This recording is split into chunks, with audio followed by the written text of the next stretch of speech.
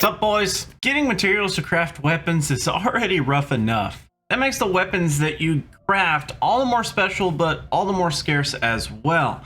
And that begs the question, are the new weapons in Inazuma worth even crafting? Over the course of this week, we're actually going to be taking a look at each craftable weapon that's going to be introduced in Inazuma and kind of just talking a little bit about them and comparing them to their counterparts that we've already had since 1.0. The way that we're going to do this is just look at the weapon alone. We're not going to go like super deep into the specifics of the viability on specific character pairings. That's going to kind of convolute things just a little bit beyond the scope of this video. And in the event that we actually get some of these weapons for free from any kind of sources like Quest or other avenues, we're actually going to be mentioning both R1 and R5 abilities and taking both into consideration. Starting this week off, we're going to be going over the sword that you're going to be able to get in Inazuma called Amenoma Kageuchi. Probably completely screwed that up, but we're rolling with it. So right off the bat, we do have a sword that increases attack percent as it's going to be leveled. At top level, we should be seeing something around 454 base attack with 55.1% of our attack increase. Typically, this setup allows you to take attack percent on the weapon in place of something else on your timepiece artifact, but that's not always the case. Maybe you just have low attack percents on your substats on your other artifacts and you want to get it on your weapon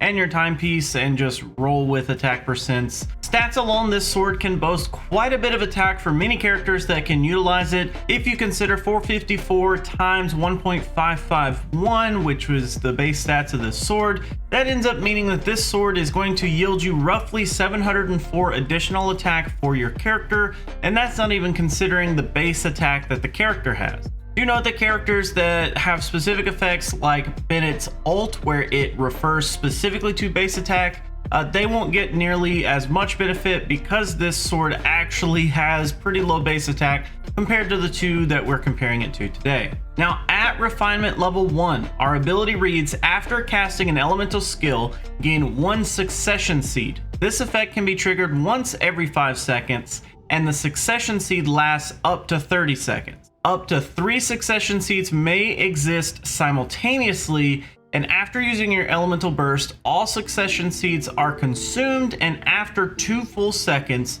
the character regenerates 6 energy for each seed consumed. So this implies every 5 seconds we can potentially gain a seed up to a maximum of 3, and that once we use our burst, we can consume all 3 and regenerate up to 18 energy. So at the higher refinements, the amount of energy gained basically just increases all the way up to 12, which means that we get a maximum of 36 energy at refinement level 5 with 3 seeds consumed. Which, for reference, there are 2 sword users currently that only need 40 energy to activate their burst, being Albedo and Kaching. Compared to Prototype Rancor and Iron Sting, both of which boast higher base attacks but differ with physical percent and elemental mastery respectively, Rancor can increase attack as well, 16% at refinement level 1 or 32% at refinement level 5. This means at refinement level 5 you would get just about 746 attack just from Rancor itself. Rancor's biggest selling point though is the physical percent for physical DPSs, which kind of pigeonholes it in my opinion. Iron Sting has no way to increase attack percent, but does increase damage overall.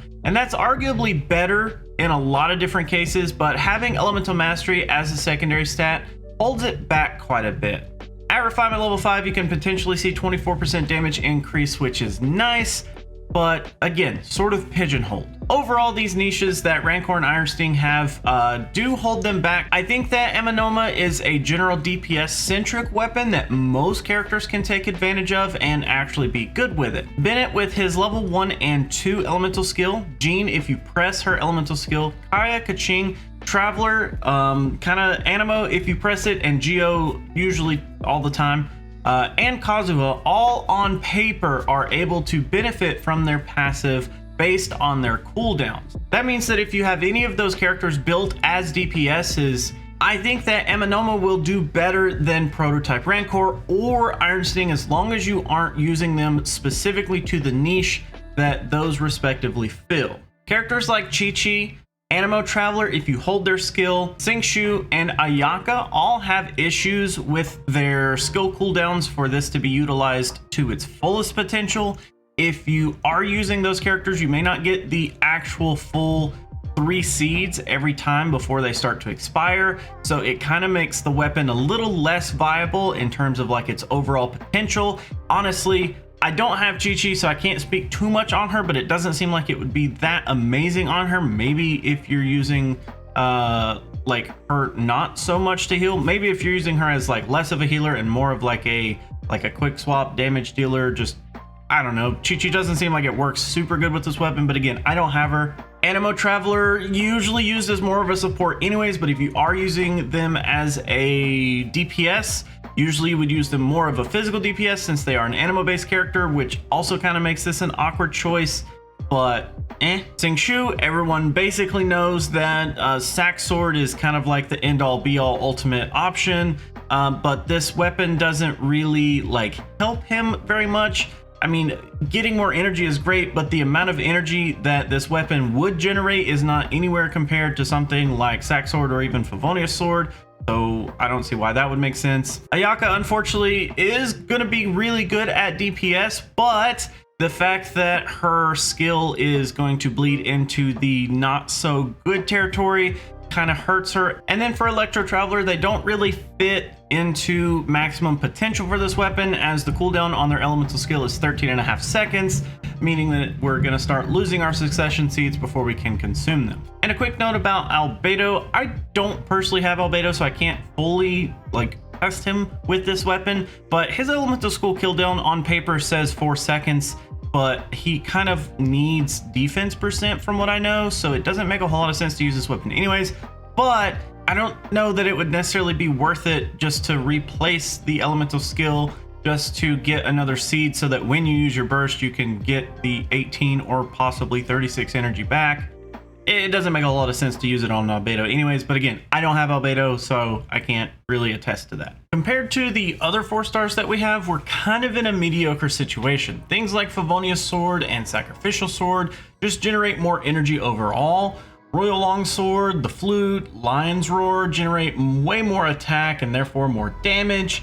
Alley Flash and Festering Desire are unique in their own right, but they're not really replaced by anything Kamaguchi brings. And then Black Cliff Longsword and the Black Sword both potentially outscale Kamaguchi all around. I feel like Kamaguchi falls into similar ranges as Festering Desire and the Alley Flash.